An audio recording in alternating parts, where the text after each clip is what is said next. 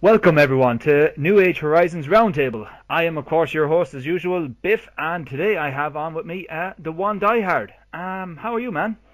I'm pretty good. It's nice to be here. And today we're going to be discussing heels and faces within CAW, and we're going to look at things like all forms of media, wrestling, and extremities that can be used to actually create more compulsive heels and, more importantly, heroic faces, people we actually want to cheer, because that's a very hard thing and concept to come up with, let alone just make it up by yourself to fit a show's mold.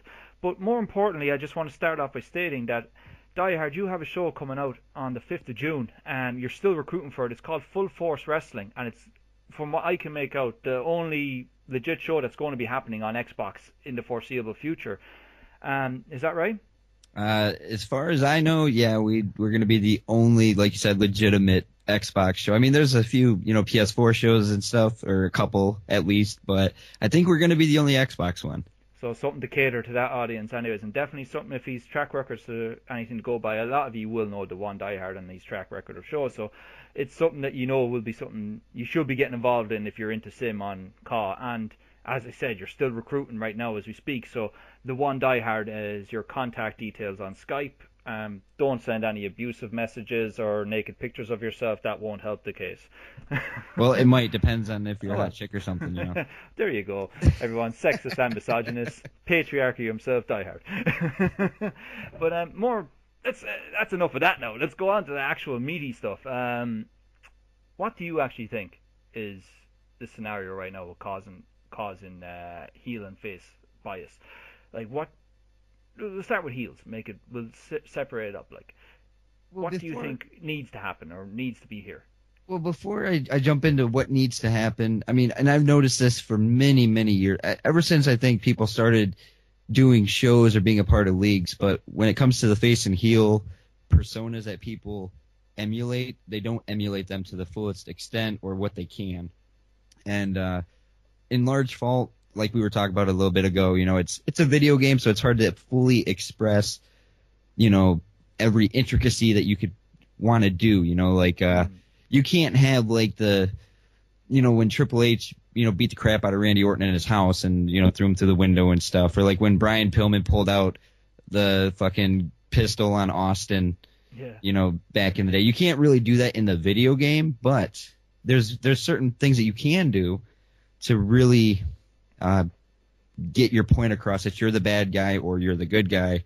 And one thing that bad guys don't do is they don't generate wrestler, they use the term heat, for heels, but they don't generate actual heat from people. They aren't actually hated by the viewers.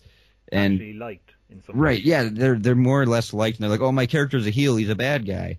But he's like a bad guy with like the CM Punk kind of, he's edgy. Right, he's edgy and he's fighting against the system, but yet he's a heel. And a heel, if anything, is going to try, like we were saying, they're going to bend the rules to favor them over your classic face or your hero, the good guy in the story. And a lot of people that play the heel persona, they don't actually embody that, like. Right. They don't embrace the hate. I know that almost sounds like a cop out, but they don't embrace the animosity and the anguish that people give to them. They're like, oh, well, people kind of like me as a heel, so I'll just keep saying about I'm a cancer to leagues or whatever, and. It doesn't get heat, man. It just doesn't work in that regard.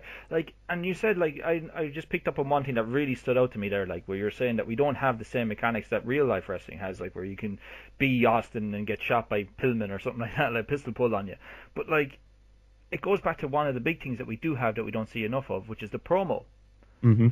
And yeah, it's a platform to get your point across, but, like, even what you say mightn't be enough. Like, I'm a big advocate for this. Your voice is another thing that can be used. Like, the actual voice you put out there.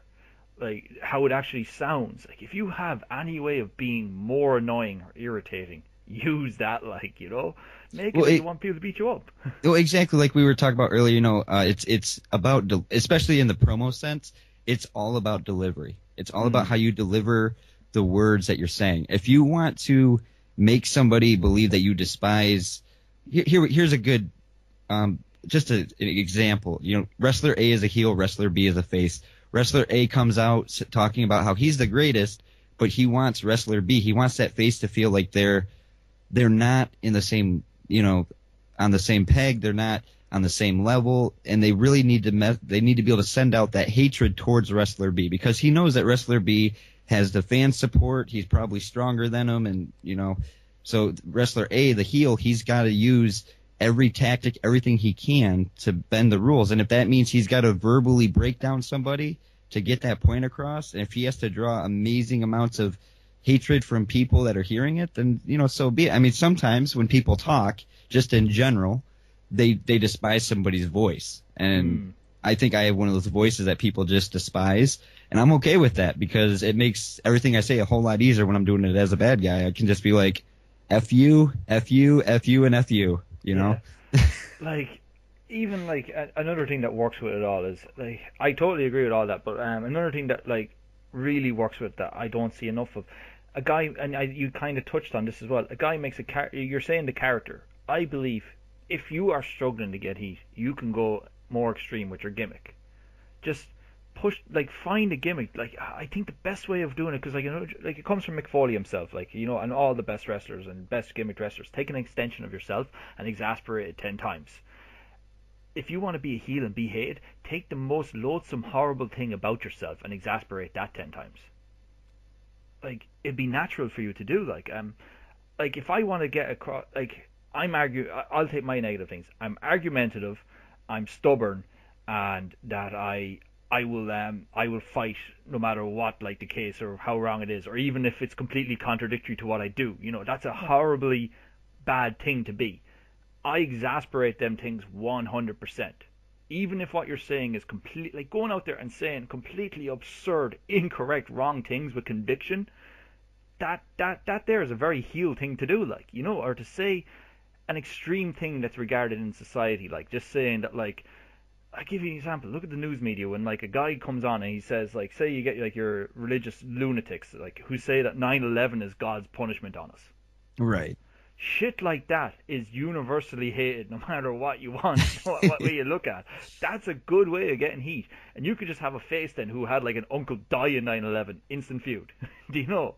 Exactly. It's kind of like with me, one of the most notoriously negative things about me, and this is a real life thing, is that I'm really money hungry. I love to make money. And when I, started doing the voiceovers with my DieHard character, I was like, dude, I could just make people seem like I'm an exasperated millionaire, and that I own these people that are under contract on my show, and this and that, and it works out, because then people really hate you, because then everything you say, especially if you're the $1 million man like Ted DiBiase, that's another heel we forgot to talk about a few minutes ago. Yeah. But if you're like Ted DiBiase, it's everybody's got a price, everybody can be bought. And I just thinking about that, there's a very natural way that you can use that, if you look at our audience then as well, because obviously you have to do stuff that irks the majority of your audience. Our audience, everyone knows that our demographic is probably 14 to 18-year-old guys, a lot of them still at home, right? Borderline going to college. There's a few of them that are in college, and there's even less out of college that are in our community that actively watch shows. And a lot of them people, they won't have money, and if you use your in real life persona of that, you're money hungry, and then you actually exasperate that you have money and you can buy this shit, you can tap into your character sans kayfabe. It's I have all the as in all the editing gear to do everything. You can say I have all the best production stuff in my show. I have all the means to do it because I can afford it, unlike all ye stupid people looking at this, because you don't have the means to get the money. You're all only here on the charity of someone that pretends to like you, right? Or on free Wi-Fi. Yeah. And then you can turn around and say none of you you have to come to me because I'm the only one who can afford to do this, and shit like that, that's something that will strike a nerve with people. It's fuck him, he's only bragging that he has a show now, kayfabe, because he has money to do it. A lot of people, when they hear somebody's voiceover promo work, you can usually tell when it's scripted out. You can usually tell somebody's just reading it from the paper, because they aren't delivering the emotion in it.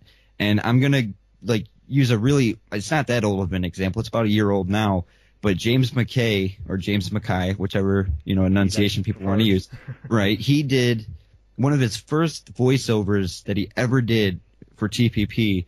I told him, I was like, dude, don't write it down. I want you to go out, do your promo on the basis of me saying that you're worthless, Yeah. And so he went out there and he did 35 seconds. That's all it was. It was 35 seconds or something like that. And it was amazing. It was probably one of the best promos I've ever heard because he had so much emotion in it. Because I just sent him a voice message on Xbox and I was like, I want you to promo on this, but act like I'm really calling you worthless. Like I really think you're worthless. And I'm not saying you could feel tears in his words, but it almost felt like, that kind of closeness, hard emotion that you get inside yourself, when you're really passionate about something, Exactly. Yeah. It was very emotional to hear that. When he was saying what he was saying, I felt like he was directly saying it to me, and it was great. That's the emotion I wanted to invoke out of him, and like I said, I firmly believe that is probably one of the best promos that I've ever had somebody in TPP perform. I've done some good ones myself, and I've had some good back and forth with other people in years past, but that on his own was probably one of the best promos I've heard in a really long time, if not the best. You touched off something on that was vital, I believe, as well. 35 seconds is perfect. 30 seconds to 2 minutes is what a promo should be. Now, I know I have been wrong in doing 4-minute promos myself in the past, but that's okay in a regard if it's a back and forth with someone. Right. But when you're doing a monologue and you're doing a promo, you need to be to the point, because what will end up happening is the thing that you said in the first 30 seconds will be redundant because they're going to remember the punchline at the end of 4 minutes, not what you said or even the stuff throughout it. They're not going to remember it all.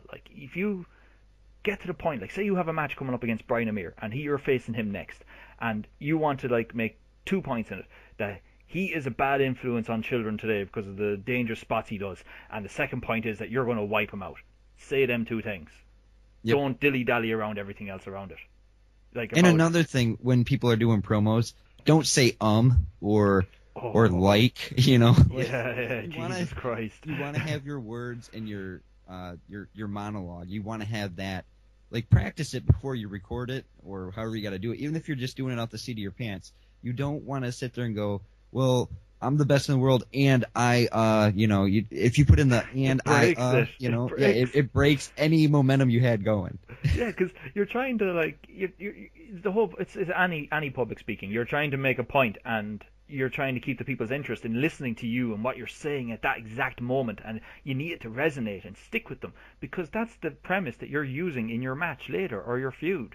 It's an extension of what you're going to do.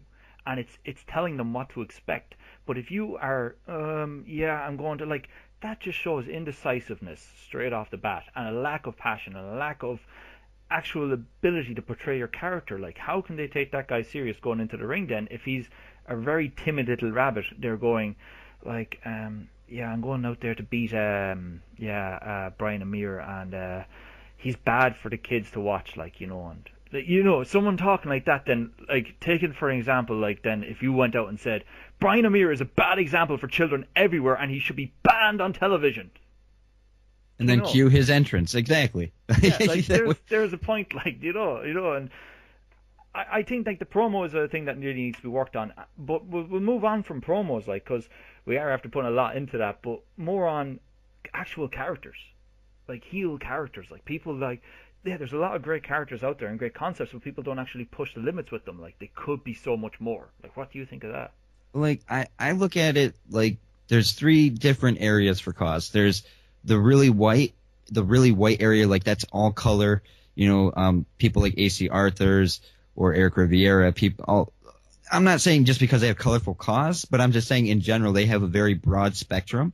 And then there's the very black, which is the heels that think that they're heels, but they're really not heels. They're kind of like the tweeners. And then there's this massive gray area. And that's where a lot of people are because they don't have a for sure direction on which way they want to go. They don't know, am I a face? Am I a heel? Am I going to be colored? Typically people associate a face with being super colorful, and things like that. And believe it or not, think of like Stone Cold. He wasn't very colorful. He had colorful words, but his attire wasn't flashy. It was very basic, very bland. But even to this day, it's even gone even more bland. Like, look at your top faces now. Look at Dean Ambrose. He wears denims and a fucking shirt out to the ring, like, Exactly. It's even gone away from the colorful spectrum of an Adonis body, godlike, of a 6 foot something dude. Even look at Daniel Bryan. Yeah, he does have colorful things, but look at his physique. It's so basic. Like, that's a dude you see in the street, like, or, you know what I mean? Like, it's exactly what you said. It's not as colorful, but it does help for getting initially noticed to be colorful. But what you're saying there about the gray area, like, yeah, it's huge. You could nearly say 85% of cause are in that. Oh yeah, at least 85%. And the thing is in amongst that percentage, there's a lot of people in there that have so much untapped potential, like great gimmicks. Right, they have amazing gimmicks, but they have either no way to utilize it or they're not utilizing it the right way. And I do believe, like, an awful lot of it doesn't fall on them guys initially. I don't think it falls a lot of them. I think an awful lot of it does come down to the shows and the booking, the way they're used. Like, if a guy is told, right, you have no promo time, you have to go out and do a 10-minute match with this guy, make him look strong. If that's the only information you get, and you don't even know what the direction of your feud is, or who you're going to be facing in the future, or what you're going to be doing afterwards, or what's the end result of this feud, if people don't know that, how the fuck can they go out and, like, foretell, like, right, this match here we need to, like, have you literally just be dominant the whole way through, and then the following week I'm going to be a heel and I'm going to, like, do dirty things to get dominant and get my revenge and get the pin off that, and then we're going to have a promo on the third week and then do our pay-per-view. Like, people can't have the foresight to know that if they don't know that's the way you're going to book it. Well, right, and I think a large part of that comes down to booking and management, like the people that are doing, like, especially for cause shows, if they're doing creative on the cause show and they have. And this is a typical storyline, and this is probably one of the easiest ones, but you have, like, the super heavyweight, the super powerhouse type guy picking on the smaller guy, which maybe a light heavyweight or maybe a lighter heavyweight, like somebody that's like 240 small, strong style dude. Right. And if the small, strong style type guy does not know, the full plan, then, I mean, yeah, I could understand if he was to go out there and be like, okay, I have to make this guy look strong for 10 minutes, but I have no idea where this is going. I could understand why he would lack the ambition to really go out there and do that. And that, again, it's all down to those that are writing creative. Like, they have to relay those messages to both parties and make sure that everybody knows their role, because if people don't know what their role is in a storyline or on a show or whatever it is that they're doing, whatever the medium is, if they don't know their role, then, it just it all starts to fall apart and get really crazy and clunky. And then you got to redo matches like 10 times to, finally get the right kind of match that you wanted in the first place, when it could have been, it could have happened the first time if they would have just said, hey, look, this is the plan. We're going to stretch this out for 2 pay-per-views, and so for the first half of this feud, you're going to be getting your ass handed to you by this 7 foot, 360 pound man or something, And, like, since the inception of cause shows, we have seen that. We have seen that basic formula happen, like, where a guy has a great gimmick, has potential, and they're not embodying that character. Like, how can they embody their character when they don't know if they're even in a feud? Well, one thing, and this is something I've always, whenever I bring people onto my show, and I've always told them, I was like, if you have an idea, of what you want to do with your character, run it by me. At least let me see how you can accommodate them. Right. Let's see what we can do to make that happen. I mean, if we can't make it happen instantly, there's a way that it can be worked in there. I mean, granted, I can't have everybody be Super Cena, or not everybody can be Randy Orton, And, like, if an idea is bad, and it gets shot down, or it's not even bad, it's bad for the show. It's like, the owner thinks, like, right, that doesn't work because I have something too similar to that happening here, or it doesn't work because it's too strong and I have these guys here currently fighting for the title. Like, it's not, don't be disheartened because there's a show owner or someone running a show turns around and says to you, no, I can't do that. Don't be disheartened to, like, say, well, I'm not going to come up with any more ideas. They think I'm fucking stupid. Like, like, don't take it personally. It's a fucking show. It's a game. Well, exactly, and that's the thing. Like a lot, and here's another good example. It's kind of two examples mixed into one. But when Orion James came to TPP, that's Jamal, is it? Yeah, that's Jamal. Yeah. That's Jamal. He didn't really have his gimmick at first, and then he got his gimmick later on. Because we didn't really we were like, oh, we'll put him on developmental, but I was like, no, he's too good. We got to put him on the main roster. We'll figure out something, and we all figured out what his ended up being. It ended up being kind of like a CM Punk type thing, but he was really a face at the time. And they started doing the OJ lock, but then on the flip side to that, Alex McNabb, or the Monster Fan, he was playing as the Titan character on the show, and I had nothing for him. Nothing at all. Like, I was literally getting ready to fire him and say, hey man, we don't have anything left for you to do, because come back in 2 months' time. Right, because his character was like 7'2", and probably, I mean, in the game it said he was like 300 pounds or whatever, but figuratively speaking, when you sized him up against the other cause, he was at least 380, 390 pounds. He's a big dude. Yeah. And I was like, we don't just have him jobbing out, like, because it kills the character if you did want to use it later, like. Right. And I was like, I had him in an Xbox party, and I was like, look, man, really don't have anything for the Titan character. And instead of completely murdering the Titan character, what he did was he put the Titan character on the back burner and brought in his character called Scythe. And the Scythe character is, just a normal heavyweight. He's got a normal heavyweight build. And it was a lot more. It made it easier to book him into storylines, because it's like, okay, he doesn't have to completely dominate storylines. And then he ended up going into TCO with Scythe, because I was like, I can put him in TCO, and he can get negative heat. And then he did a storyline with McKay, and that ended up being probably some of the best matches that he's ever had was against McKay, because they did their last man standing match, their double count out last man standing. But when people have ideas, they can't be afraid to express their ideas. Like, if anything, if a league owner or show owner says, I don't want your ideas, then he's a bad show owner, and you should leave that show. Because if he's not willing to at least entertain the ideas that other people are presenting to him, then honestly he's just in it just for himself. And that's not the way that shows are meant to be run. I mean, granted, they can be run like that, but it's not very fun for everybody, you know what I mean? Yeah. Like, on the last episode of the Roundtable, I brought up a point that, like, I'd love to see a show with structure. There's so many shows out there that have no fucking structure. Now, I'm only going to tap into this quickly because we done a fucking whole hour on it already. Like, that, like, the structure, what I mean is like, people don't come in and they have, like, planned out how many matches I'm going to have a week, how many promos, and have, like, say, 3 base feuds I'm going to have, or when I'm going to, like, exhibit someone to start building them up. Like, they have no structure or forward-thinking plan, and that an awful lot of it falls down to is recruitment. Like, they don't recruit everyone they want when they're initially doing their show. People come in, like, maybe a week or two after, or come in here and there and all this kind of stuff, and then you're obliged to work with these characters, and they might be stronger than what you've already planned for, and the structure falls to shit. So I was trying to make a suggestion with someone, like, on this, like, that I'd love to see a show where you got, like, 4 or 5 people that you really trust, you really like, and bring them in on their characters and let them work whatever they want.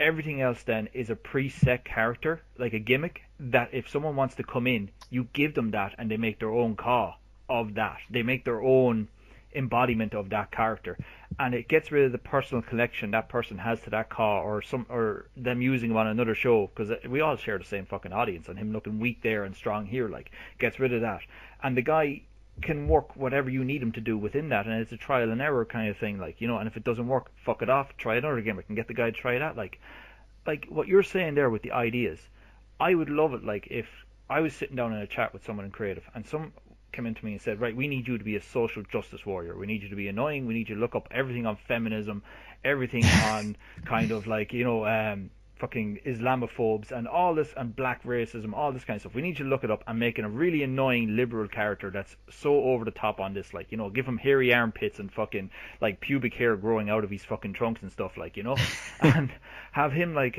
come out and, like, shoot promos on us. I would love someone to turn around and say to me, like, well, here's an actual idea on it, like, on all this kind of stuff. How about we make him like an organic farmer and all this kind of shit, and we give him like an organic farmer, like, kind of attire and stuff, or some dude that doesn't, like, wear polyester trunks. He wears linen, and you give it like a linen shade, like kind of thing, and his pants just get ripped in the matches and shit, and he has to leave. Like, I'd love it if someone just like they started thinking about characters, like, and characters that they're playing, like I understand when someone has their own character and they make them before any show is even incepted, and they want that guy to be cool. They want an extension of themselves to be cool. It's why an awful lot of people make 7 or 8 Kaws, but they have a main Kaw and it's an extension of themselves, and it's hard for them to go out there and be embarrassed every week. Well, right, and that's one thing that I think a lot of people, like you were saying, a lot of people, it's hard for people to do that. It's hard to go out there consistently and job, or like you said, be embarrassed. And so people tend to make multiple Kaws, and then they had their one main Kaw that they just don't want that Kaw to lose to anybody. Yeah. And the thing is, and this is the most important thing ever for shows, but it's a game. I mean, I get it. I don't like when I have to job out with like DieHard or something, but it's like I can't win. You can't win them all. It's just you can't. You can't have a character arc from that. Like you end up turning into BH on Fam then, if that's the case, Exactly. You can't win everything. It just doesn't work that way, because then people lose interest, and then if you did have some type of, like, believe it or not, people tend to favor the underdogs more than what they favor the dominant people. The guy that they think isn't getting a push who deserves it. Like, Brian Amir was hugely popular when, like, Virtue, Barnett, Monroe, all the actual top guys were there. He was hugely popular because they thought he'd never get a chance. He's exactly pushed on a fucking rocket in NAH right now, and I don't hear one person praising that. It's just flip-flopped completely, like, because he is being pushed. But off that, because that was a different episode. We're talking about fucking heels and faces here. But like we were talking about gimmicks, like, and stuff. We were actually talking about how colourful characters are and all this kind of stuff. But going back on that, like, pushing the envelope on a Kaw, like, we're going to just finish up on this on heels, kind of, and there's just 2 things we have to just cover on it. It's like pushing the envelope on an actual thing that's borderline fucking stigmatic and dogmatic in actual society, and portrayal of that character in the ring. Like, pick one of them there and we'll tear into them too, I suppose. Well, I mean, one thing I think is really big for heels, and a lot of people are reluctant to do this, and we were talking about this earlier, but taking your worst traits possible, and magnifying those, multiplying them times 10, times 100, times whatever, making you seem like the worst person in the world. And a lot of people, when they do like a promo, like, their promo might be really good, the promo work might be like stupendous, might be amazing, but then they get in the ring, like in the match, and all of a sudden they're trying to almost be a good guy. The thing is, if you're going to be a bad guy, you got to be a bad guy through and through. Meaning, if you're going to say that you hate all the fans and you hate management and you hate your opponent, you need to let them feel like you really hate your opponent in your match. Like, go ahead and take a disqualification loss. Who gives a shit? Like, if you get him down, you hit him with your finisher, don't instantly go for the cover. Go get out of the ring, grab a steel chair, whack him over the back of the head. And then you tell whoever's recording, like, now we need to edit that into where I hit him like 5 or 6 times with the steel chair. You need to make a statement, and you need to really follow through. You have to have conviction behind your words. Do you watch NXT? Periodically. Have you seen the transition of Emma from face to heel? Bits and pieces. I think last night she came out and she did a match against Charlotte. And if you look at that and compare it to her matches against Paige when she was a face, that is a complete contrast of how a face should act in the ring and how a heel should act in the ring. Basically what happened was she went out and she was disrespectful to Charlotte, and Charlotte is, she's superior, she's bigger, she's stronger, she's faster, she's more athletic, so she was getting the advantage. And this all kept going on until an opportunity came that she could attack the knee. And for literally the body of the match, for the next 5 minutes, she worked the living shit out of that knee. She mocked the fans. She spat in her face. She slapped her in the face and then would put in a leg submission. And it all eventually led to a quick out of nowhere finish from Charlotte, the bow down to the Queen. And it worked so well, and it was so heel. It was just, I was just looking, I was like, there's men that are top tier on the main show who are incapable of doing that. Do you know? One of the best heel and face turns at the same time in the wrestling industry was between Stone Cold and Bret Hart in the I Quit match. And it wasn't even an I Quit. Yeah, it was an I Quit match, wasn't it? WrestleMania 13. He had him into submission, and he wouldn't tap, and he passed out. Like. Yeah, Stone Cold became a face, and Bret Hart went heel because then after the match, when Ken Shamrock was checking on Stone Cold, Bret Hart attacked him with the steel chair, and it just people don't do that on cause shows. They don't do that. It never ever happens. I mean, people have tried to do it, but then it's quickly forgotten because by the following week, all of a sudden, if they were trying to be super heel in that match, by the next week they're talking about how they're so glad they're the champion, or they're all of a sudden starting an alliance with somebody else. In NAH, we're trying to do that, and I'll let you actually reinforce a point there. It's not remembered. Like, no one remembers Ivy Wright has actually retired someone with a steel chair on NAH. See, that's you got to have the magical, if you have a magical moment, you have to capture it, and you have to. Yeah, what we actually did was, I was going in to face a guy called Tino Rouge. I forgot his character's name. I forgot the actual name of the guy at the Defining Moment pay-per-view, and he had a manager. He was like his sensei or something, right? And during his match going into the pay-per-view, for me to play mind games on him in the actual pay-per-view match, I came out during that, and I absolutely obliterated his manager with a steel chair while he was having the match. And he turned around and saw me doing it and started chasing after me, which led the guy in the ring then to attack him. And then we did a beatdown on him, and I did the steel chair on him, and we celebrated. And Brian Amir came out and cleared everyone out. It was like, oh, I'm going to win the fucking title, And then that went to the pay-per-view, and I had to face this guy who I retired, his manager, the week before. And it led to a dynamic that was meant to play out, that he was ultra aggressive, super aggressive, and I was running away from him, and the match was going to end in 13 seconds. That I literally I dived out of the way, and he ran into the steel steps, and I got back in before a 10 count. And it was the mind game that I got him to do that. That's the dynamic that we're trying to go for there, and I think it worked immediately. It worked in an immediate sense, for there and then, but no one fucking remembers it. Do you know? Well, exactly, and that's the thing. And I think everybody can, get better at this. I mean, even I can. But oh yeah, we all can. We're trying, anyways. When you do something as a bad guy, the main thing is you really got to stick to it, because unfortunately, a lot of people change their gimmicks once a month on cause shows. That's usually the life cycle of a gimmick. It's about 1 month. Flip flop between heel and face as well. Right, they flip flop a lot, and they don't stick to they don't stick to their guns, and it's not necessarily a bad thing, but again, it goes back to easily forgotten, because you could have had one time where you had an amazing, really good heel run going, and then all of a sudden you're like, you know what, I'm going to win a title or something, so then I'm going to become a face and say that I always knew the fans supported me, although 3 weeks before that you were saying you hated everything about them, and things like that. They're all losers and shit like that. Consistency. I think in NAH we are doing consistency, at least. We are hitting that nail on the coffin, anyways. But look, it's an overriding thing. It's hard to keep traction going unless there's one guy I'll give you an example of that does keep traction going every week. Sebastian Case. His consistent thing he's done since he's debuted is beat the shit out of Brian Amir in attacks. He's done that for 4 weeks now. Do you know? And he does it every week. And he still hasn't given us a reason. We're going to get that soon. And that's going to be impactful because he's done it 4 times now. And he's screwed him out of the title as well, Right. That gives a reason, for you to give a shit about him attacking him. He's done it every fucking match Brian Amir's been in. He's come out to attack him, And he hasn't given us a reason, so you want to hear that reason, and if the longer he puts it off, the more meaning it'll have when he actually does it then. Instead of just doing one attack. That's what I kind of learned from that thing I had with Josh Turrio's manager. I did one attack, and it was just out of nowhere, kind of for a quick payoff at that pay-per-view. The more you build something, the more payoff you have.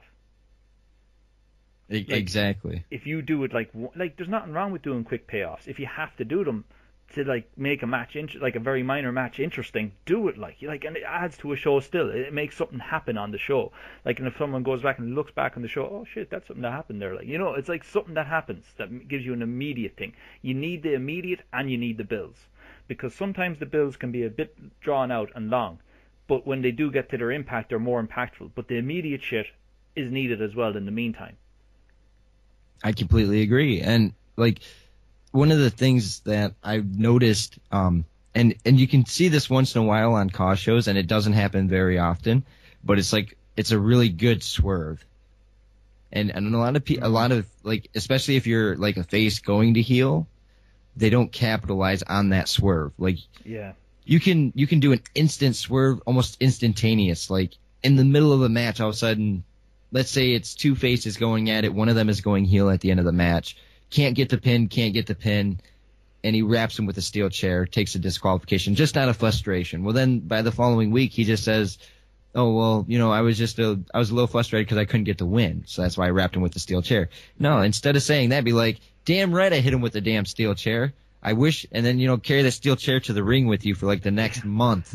Yeah, and he just doesn't know his place when he's beaten, like, you know, or something Exactly. like that. Like, he wasn't going to beat me. He couldn't even get me on the ground. Like, he just refused to stay down, and that proved nothing other than that he's incapable of dying even. Exactly. It's like he's incapable of knowing how to stay down when he's told to stay down, you know? Yeah, and he needs to, I taught him his place. You know, like, that's a good heel turn, like, and go with it, like, and don't just like you see guys do heel turns, and in the following week they don't follow up on it with an actual match with any connection to what happened. And commentary is a big mechanic here. Commentary needs to drive home like I love Barry Stevens and his one man commentary, but I would love to see an out and out heel commentator with Barry Stevens. I'd love to see a dude that is like just a despicable, like a Paul Heyman to his JR. See, I wish I could capture like the heel light as a commentator. I can't, like, when I do Christopher Billings, I can't. I've tried to, you know, capture being a heel, and I can't do it as Billings. I've always wanted to have an amazing colleague to work with that could really, like you said, you know, be the Paul Heyman to my JR. You know, it's like that would be amazing. And like you said for Barry, you know, somebody to be his Paul Heyman. Like, you know, I think a big thing with it all, like we're talking, this is an important thing with heel and face as well. Like commentary heels, like a commentator heel, like they don't call matches, they don't call the moves in the match. That's the face's job, right? And the thing that they do is they support the bad things that happen in the ring. They say this is an excellent strategy here, as the guy is stepping on someone's throat, like, do you know? And exactly. And the face is meant to be like that. Like Raw do it so bad, like Raw are horrendous at. Like, you know, JBL says like someone kicks someone in the stones and gets away with it and just like starts choking him. And like, that's damn right, he deserves that. And then like fucking King and Cole just sit there like timid little ducks, like. And now he's kicked out and he's going for a suplex. Do you know? Like they don't right. They don't show disgust, whereas JR showed disgust. Like a level man, like he actually used to spaz out when someone did something bad, like, you know, he's like, oh my god, why did he do exactly. that? And like one of the things, I mean, I've had times where I've worked with multiple commentators, you know, and I mean, yeah, that's fun and all, but even at that, like a lot of the times when I did dual commentaries with people, like when I did commentary with Styles, when he was God, I can't even remember who he was on commentary now. But, you know, I was the face commentator. He was supposed to be the heel commentator, and he didn't heel it up the way that I had envisioned him doing it, because he was still calling moves. And I was like, no, you don't got to call moves. I was like, if you see a dirty tactic happening, be like, that should be happening right now. That X person deserves that to happen to them, you know, and be supportive of the bad guys, but still be like, oh, these good guys are weak because, you know, they can't get the job done. Heel is a great mechanic for driving storylines as well, because the antagonist is usually the proactive one in a feud. An antagonist, usually it starts off like, even if, like, say if the feud evolves, the face might have lost and is fighting an uphill battle, he will be proactive then. But there's no reason for a face to be the person to initiate a feud with a heel, bar it's like, say, a David versus Goliath thing, like, you know, or an underdog storyline. But generally, if it's an even footing, the heel is the proactive one. So hence, I would imagine in commentary, if the heel is the one that's like actively going after someone, or is the one that's doing the stuff in the ring, or doing the stuff pre-ring, like, you know, pre-ring stuff, or the guy saying the promos originally, like it's the heel that calls out the face, like saying horrible shit first, like, you know, or does something horrible that causes the face to call them out. The heel commentator should be driving that storyline along and how he approves of what the heel has done beforehand and reminding people about it. And the face should be like, that isn't how it happened. That's wrong. It's he should be arguing for the face, like, and it should be quick. It's like it's I can imagine it's very hard, because it's hard when you're arguing about a point and there's a match going on in the ring to get it done within 20 seconds, that quick argument, to get back on the action. Right. Like, it's a hard balance, you know, and commentary's hard enough as it is. Like, it's 40 minutes by yourself in all of the cases, or an hour by yourself talking straight, like, you know, and it's quite difficult. Like, there's people who make a lot of money for a living that do it, like, you know, and you're doing it for free here, like, you know, and I'd love to see that kind of argument to stuff come in, but it'd have to be so. I know scripting is wrong, but it'd have to be pre-planned, kind of like in a regard that there might be a third person there to toe the line, like not actually talking, a third guy in on the conversation and just might press a button in a Skype chat or something like that as a reminder, right, get back to the match kind of thing. Right. Well, like a Vince McMahon in your ear, kind of. Right. Well, one of the main things is, and this is kind of off topic to what we've been talking about, but it goes in line with the heel commentator and the face commentator thing, and taking a few moments to refer to something negative that's happening in a match. But a lot of times shows don't share the finalized product with the commentators until it's time to do it. Especially if there's more than one commentator. In my personal opinion, both commentators should have at least watched that show at least twice, all the way through, so that they know some spots where, like, just as people that play the game make spots in their matches, the commentators have to have spots for their commentary. Like to say, you know, oh my God, I can't believe he fell from that 16-foot ladder all the way through the table on the outside, or something like that, you know, like. And to know the range of their emotion. Like, if, say, at the mid-card at some point, something amazing happens and it's their first time watching it, and they're like, they oversell it, like they're like, oh my God, that was amazing, oh Jesus, you know, and they really push it like that they can't top it, and later on in the show something way more significant and more powerful happens, they can't oversell that, they can't outsell what they've done earlier, like. Exactly. You know, it's about balance, I suppose. But I suppose back to cause, like, we'll just finish off this on heel. Extreme gimmicks. Like, what's your take on it, and why isn't there enough of them? I was just going to say, we need more of them.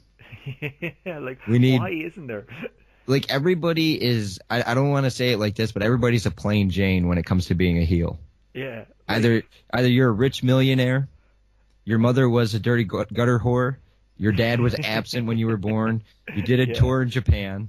And you're strong style now because of that. And exactly. And explains your hair that covers one side of your eye. Exactly. And you just despise everything about the world, and you go cry in little corners and cut your wrists. So then you become emo. That's the gist of, like, all the heels ever. There's no variation. Like, nobody has, like we were talking about, extreme gimmicks. You know, like, I don't want to give away the extreme gimmicks because I would actually like to see those happen, and I don't want to give anybody any ideas to take them. But, like, I'll give you an example of 4 guys I have that are extreme gimmicks. What you just described right there is a call I have. It's a parody jobber. See, like a parody that combines everything together, and that makes it amazingly good, though.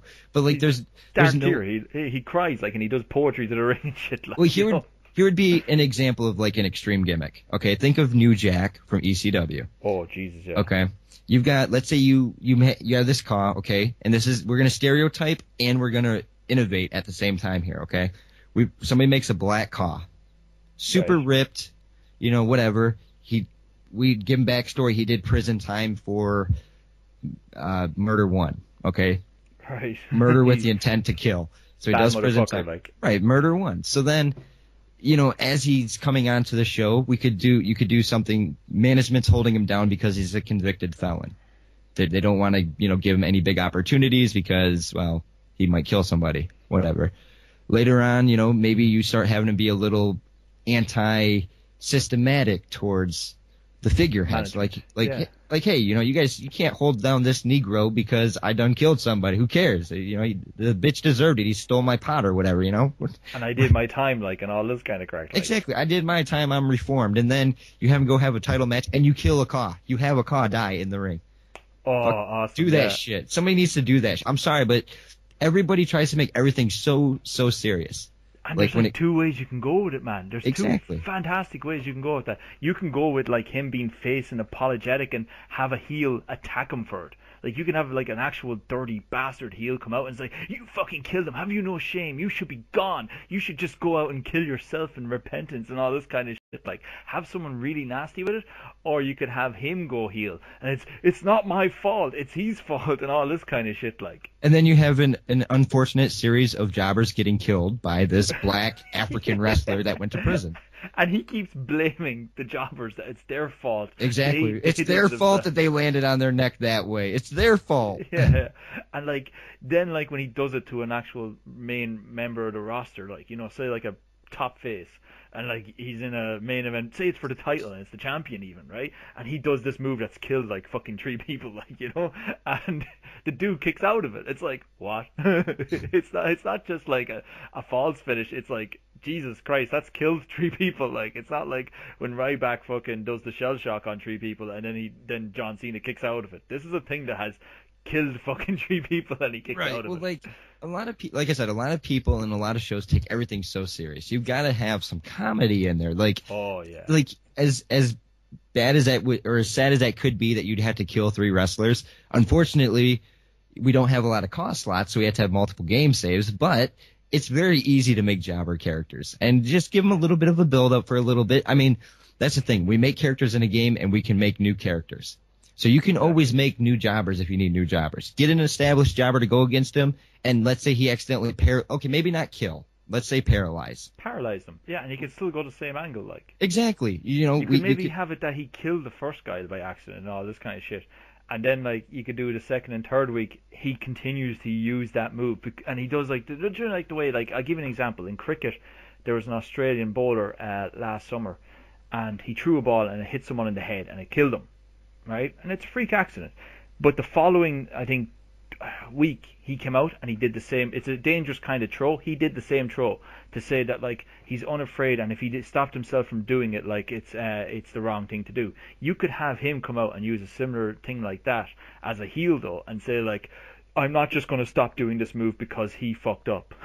Exactly. I mean, like, if you do the paralyzing thing, like you said, you can do either the sympathetic type, you know, heel, like, or he could even become a face out of that and be like, look, I really didn't mean for him to get hurt, you know, but this is the business we work in or whatever. Or you could have him like be victimized, where like a heel comes out and is like, he's afraid to fight back and he's afraid to hurt the dude because he's so powerful, and the heel is taking full advantage of that and is literally in the ring slapping him in the face, and he's like doing nothing and he just leaves and shit.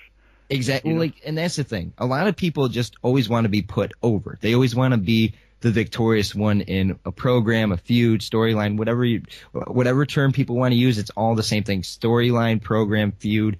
It's all the same thing right there. Yeah. And you don't, like, believe it or not, typically, and this is in the real world, people, and we were talking about this earlier, and I think we actually mentioned it earlier on this part of it, but the underdog gets rooted for more current or more frequently than what somebody that, you know, is more over already. You know, that, like, here's a good example.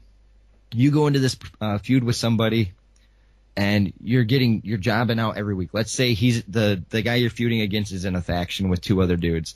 You're getting jumped every single week leading up to this pay-per-view, and then you're told you're going to lose at the pay-per-view.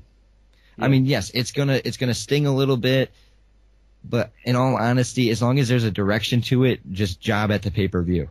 Because at the end of that program or whatever, you're going to be either super over because you finally rose against the odd, or you rose against the odds and you were finally able to, you know, beat the numbers game, or you ended up being completely demolished by these 3 people that eventually will become jobbers. And then you could be the main event guy. You know, it's just the thing. A lot of people don't want to go with the flow, and it traces back to, we don't want our main character to job. They have a personal connection. Right. But if they had a bit of foresight and knew their audience, like just exactly what you said, our audience is smarks, you know, internet smarks to be specific, and an awful lot of them love NXT and they're present at NXT. Like, I'm not saying people who go to NXT watch this, like they might watch some online wrestling stuff, but a fraction of online wrestling people are into CAW. That's where our audience kind of is, so it's the same sort of mentality. But if you look at the roster of divas on NXT, and you might know this character. Do you know Blue Pants? Yes. Blue Pants will never be booed and will never win a match. I completely agree. Do you know? And that isn't... if she was on the main show, she'd be a nobody. But that's where I'm getting to my point. It's the audience. It's your audience you have to cater to, and what is social... Like, your heels have to be what's socially stigmatized by that audience. And we should know, because we're part of it. And the faces are what qualities are most admired. And just as you said, the underdog. Who's a bigger underdog than Blue Pants on NXT women's roster? Nobody. And Enzo Amore. Enzo Amore is fucking loved. And if he was in, like, all he does is get the shit out of him in the ring, and until he tags in Big Cass, like.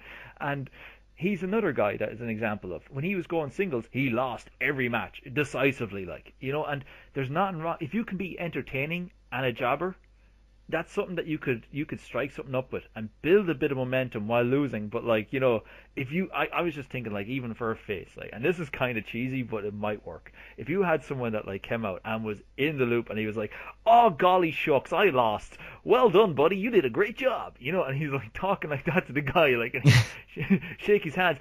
"I suppose I better luck next week to me, guys." And he goes out and he, like, goes off, and next week he comes out and he goes up and he shakes that. It's like the counter Bo Dallas without the heelism. It's like a legit, like, he's actually that innocent, like, you know. Exactly. And he's entertaining to watch because it's completely different. He's just like, "Hi guys, I'm here to compete today, and I'm gonna have a gee golly great match." You know. Like, the guy he's going against is like 7 foot tall and fucking breathes fire and bites people in the neck, and just like what we're saying there on that face kind of, like, I think that's a good transition to go over into actual faces and talking about their characters.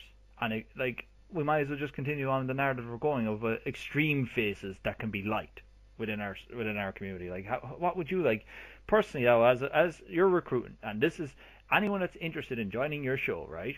And you're here, the owner, right? And you're going to say what you would like to see in a face. Like, this is basically telling people what you're looking for, and if they can't follow up on that, it's their own fault for not getting it in.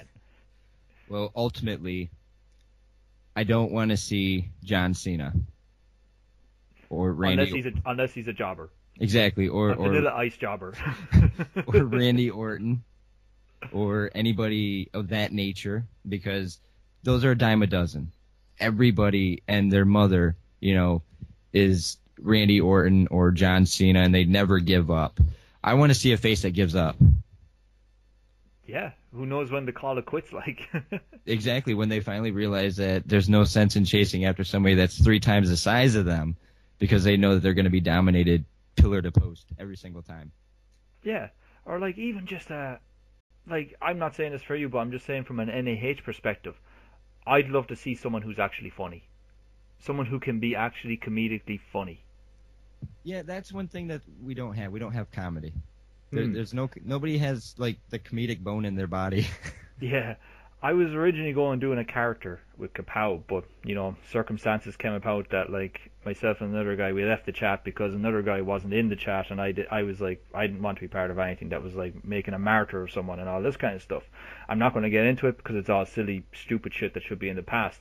I made a character called Sparkles, and again, another parody. He's of, like, the strong style stuff, but he's way over the top strong style stuff, and he, like, wears sparkly pink pants, and he has, like, you know, like an 80s, like, fucking, you know, straight cut Freddie Mercury kind of blonde hair. Nice. A crew top on the top and a little Freddie Mercury yoke, and he's got pink line of makeup across his eyes, and he's, like, tiny, and he's like the ninja disco ball. And the thing is, like, he comes out to the ring and he starts saying this, "Hi guys, Sparkles here, I'm coming out to just be swell, and we're going to go have a great time and be free and be who we are," you know, and this kind of shit, like. And he just has an automatic narrative with anyone that's a heel, because they can just turn around, people like you are ruining this industry, and then, like, you could have him, like, you know, he slap himself on the ass and then go over and try and slap the other guy in the ass.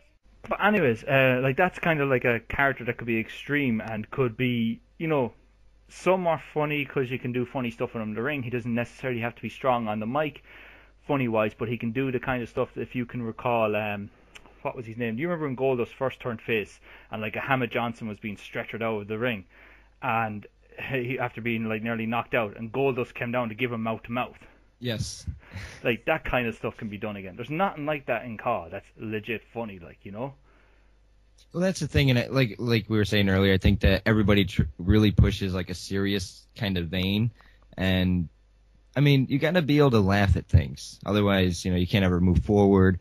And I'm sorry, but on my resume, I wanted to say, great mic talker, good looker, amazingly funny, and a total badass. That'd be an ideal resume for me right there. Total badass, but funny. Yeah, like we're going to talk about like greatest champions of all time in WWE or WWF, I should say. You can look at Mick Foley. Exactly, and he was funny. He was funny, and he could do anything. Like he was by no means a cool guy. There was nothing cool about Mick Foley. The shit he did was cool, but his character, like, do you remember like Rock? This Is Your Life segment? Yes, the longest, most highest rated segment in Raw history, all time. And it was one dude, and that was made because of Rick Foley, not The Rock. Mick Foley went out there, like, yeah, The Rock is amazing as well, like, but Mick Foley made that. No one else could have done what Mick Foley did there, and he was a complete dork and a nerd. No one is brave enough to go out and do that kind of stuff in COD anymore. Well, I think one of the biggest things is, and again, it stems back to nobody wants to embarrass themselves, and partially I think it's kind of the society that we actually live in real life. But that's the one thing that people need to be able to differentiate, is that in the video game world, you can be anything you want to be. In the real world, I mean, sure, maybe you wear glasses and you got freckles and you're not really funny. But if you can be funny when you're doing your voiceover, or even in your matches, okay? Like, let's say you hit a hip toss and you do like the Santino Marella taunt where he does the air trumpet, something like that. Like, every time you hit a big move, you do the trumpet. Yeah. Just to and then really you end sell up getting it. your head taken off you, like. Exactly, or and they even still have the gesturing a handshake taunt in the game. I can't remember what it's called off the top of my head, but he like holds his hand out like he's going to shake his hand. Like, when you do that taunt and you have the dude that you're fighting just deck you in the face. Yeah. Like, it gets instant heat on the bad guy then as well. But exactly. Like, I'd never ask a guy to do something I wouldn't be able to do myself. Like, I dare anyone to tell me that, like, the I Be Right voice isn't an embarrassing thing to do if you had shame. Like, like to go on and go like, well, everybody, like to talk like that, like, and like I wouldn't expect anyone else to do something that I wouldn't do myself, but I'd fucking do anything to make a show entertaining. Exactly, and that's the thing. That's the Vince McMahon mentality right there. Is don't do something. He won't ask somebody to do something that he wouldn't do himself. And look who won the Monday Night Wars and who owns the wrestling industry right now and is a fucking was a billionaire because of it. Like, Exactly. No one, and here's another thing, and our audience, which is smarks, an awful lot of them, and they can disagree with me all they want. They can say Vince McMahon is out of touch and he doesn't know what he's doing. He knows more than any of us all combined. He was a success. You judge someone by their success, not what you think they do, Exactly. Well, like, that's the thing, and a lot of people, they have that fear, and a lot of even the show owners, they have that fear because they're like, well, I don't want to put out something that's going to be embarrassing. And like, I'm more afraid of somebody that has practiced one thing 10,000 times compared to practicing 10,000 things one time. You know what I mean? Because practice makes perfect. The more you do it, the better you're going to get at it. So, like, if you practice, being goofy and funny and possibly doing embarrassing and risque type things, then as you progress and do it more and more, and when you start mixing in serious elements, you're going to be really good at doing the comedy stuff, because you're going to be like, I already know how to do this, and I know how to make it work. Yeah, and like, there's nothing to say. Like, this is the whole point about being a wrestler, and the best characters have character arcs. Like, they evolve. So if you started off as something funny, you'll always have that to you. And when you become more legit and you can still be funny, like, you're on a level of, like that's what The Rock was. The Rock got funny when he was a heel, and he was still only an IC title kind of guy. And then when he went to the top and he was still funny, there was nothing as entertaining on the show, especially when Stone Cold was gone. Exactly. Exactly. Like, it's all about the character arcs, and that's what's going to bring me back to the next thing that we were talking about earlier, don't you? The whole sense of what a hero is. Like, that's what your face is, a hero. We were kind of talking about it before we did this this roundtable, like, and I'm just going to say it real briefly and as fast and efficiently as I can. A hero is traditionally seen, if we look at comics and we look at even wrestling today, it's someone who's more human, is more than just human. They have a quality that makes them stand out. Either they're more cunning, they're stronger, they're faster, they're technically more sound. There's something about them that makes them more than what we are, and we aspire to that person of their greatness, you know. And that's all well and good.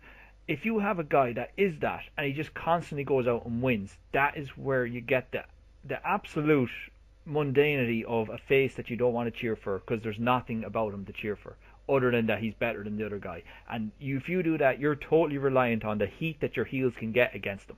Whereas if you go out and make a face that has to arc his character and evolve and become more human but still have those other qualities, and how you do that is where, like, if we're going to go by comic books and we're going to go by classical novels and all this kind of stuff, and even wrestling itself, that hero needs to fail to get stronger.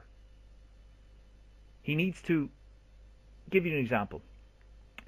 A face goes for the title, and the title is held by a heel who has a faction, and he goes to go against them, right? And he goes and he gets the crap beaten out of him, like, say, beatdown. So then he challenges them to, I'm going to take out all your guys, gauntlet match in a steel cage, one by one. They have to come into the steel cage to beat me, and there's like 4 of them or something like that, right? And he beats all 4 of them, and then he gets his chance to face the champion, and the champion comes out and fucking obliterates him. Right. Like, puts him on the shelf, and he's gone. And like, you can do, like, if you were really good with your editing on your show, you could do vignettes of this guy actually, like, figuring himself out, like, what do I do, or all this, or if he had an injury, like, and he's trying to rehab it, and he's trying to come back, like, and his knee is fucked, like, and he comes back, that he now has a weakness, that's his knee, and that's an arc. And it's like, you only beat me because I had to kill your evil regime, and now that you have nothing here, I'm going to stop you, and I'm going to take that title. And then the heel has something to work with. He's like, how's your knee, buddy, you know, and all this. I don't know if I'm able to take on a wheelbarrow with no wheels, like, you know, or something like that, like. And it gives you a face that's interesting. He has a dynamic. He's more human, but he's also got plus qualities because he originally was stronger, we'll say, like, yeah? He was a big dude, and he was originally stronger and more technically sound. And he's already achieved a heroic feat that he took out this horrible faction that have, like, you know, you could build them up by having them take out people previously, or do horrible shit, or make them racist, or do something that makes them detestable. Like, that comes down to booking as well. But you could actually create a face, and you can do that on so many levels. That's a top main event tier thing. You could create a face that he's going, say you make your mid-card champion is a 7-foot monster and he's extremely powerful, and you get a guy that's like, he's gone through everyone, and then you have a dude that goes up and challenges him, like, and he gets beat and beat and beat, but he won't be pinned.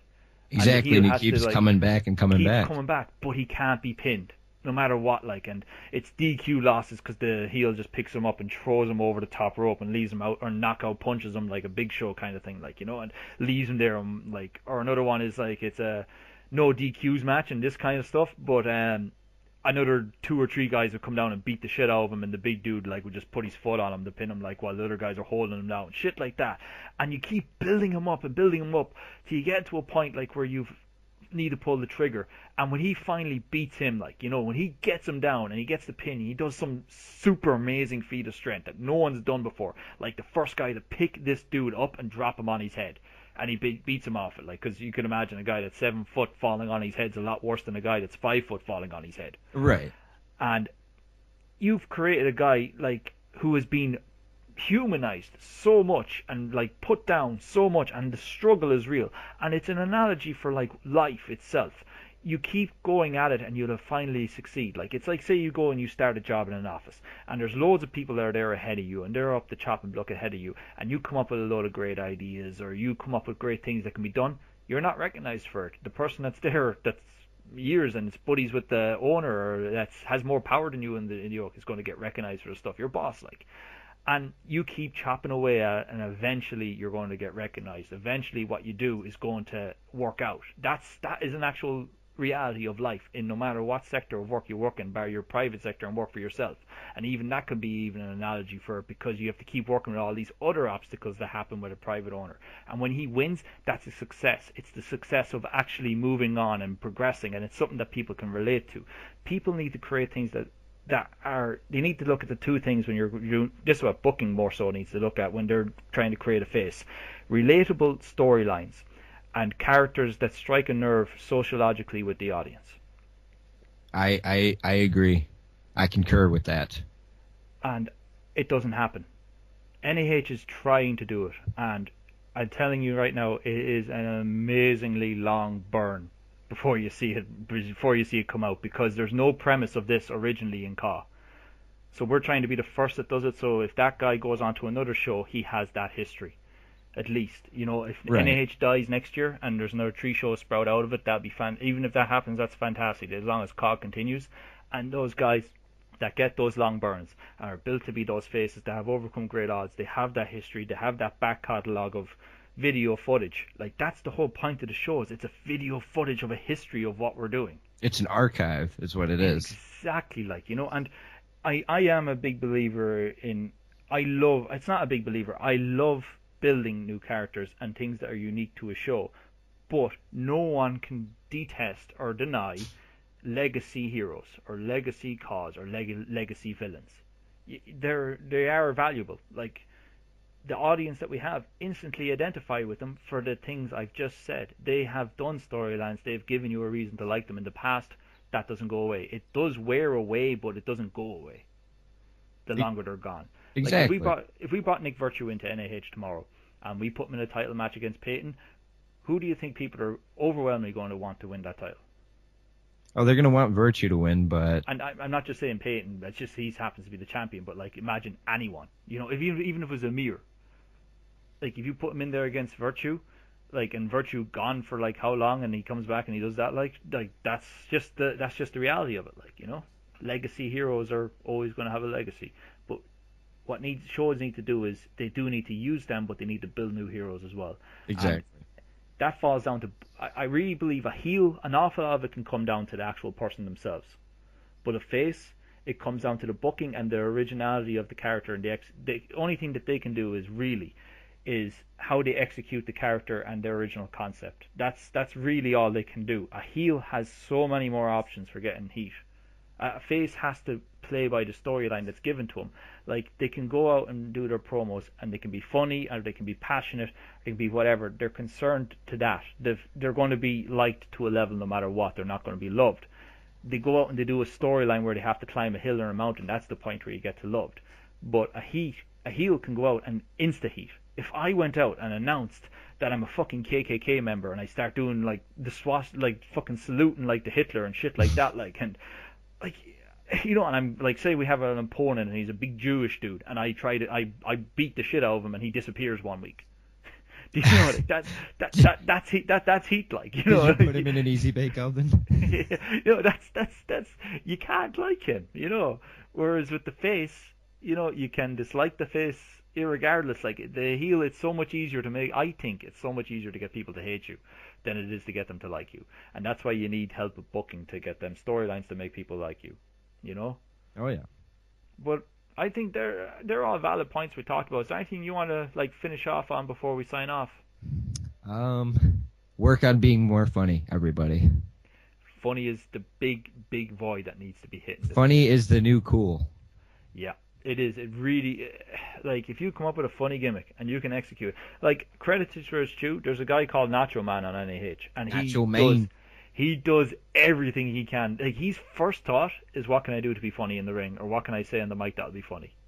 And that's a great mindset to have. And here's the reality of it. He's been booked on every episode of Gnaw. Even the sub show, he was on every episode of that. Like, he is probably the most used guy in NAH because he's willing to be funny.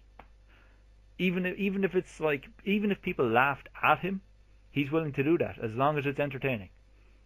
Exactly. That's what it is. Like I said, funny is the new cool, man. Yeah, definitely, man. But sure, look, you've been DieHard, I've been Biff. This has been the Roundtable. I hope you're entertained. If you have any comments that you want to say, don't just tell us that you liked it or 100% agreed. Like, that's nice and everything, but we are way more interested on hearing the other ideas you have, or the disagreements, or the discussions, because as any discussion should, or debate, it should only start the discussion. It shouldn't be the be all and end all. It should only start it, and everyone that's been listening should get involved afterwards. And I'd like the comment section to be that, and it will be addressed, and hopefully we can get some ideas and move forward. And good luck with the show as well, and be looking forward to it. And hopefully you get some more guys that are more appealing that apply to the show off this. Like, I hope so. Thanks, man, and we'll see you next week, guys. Bye.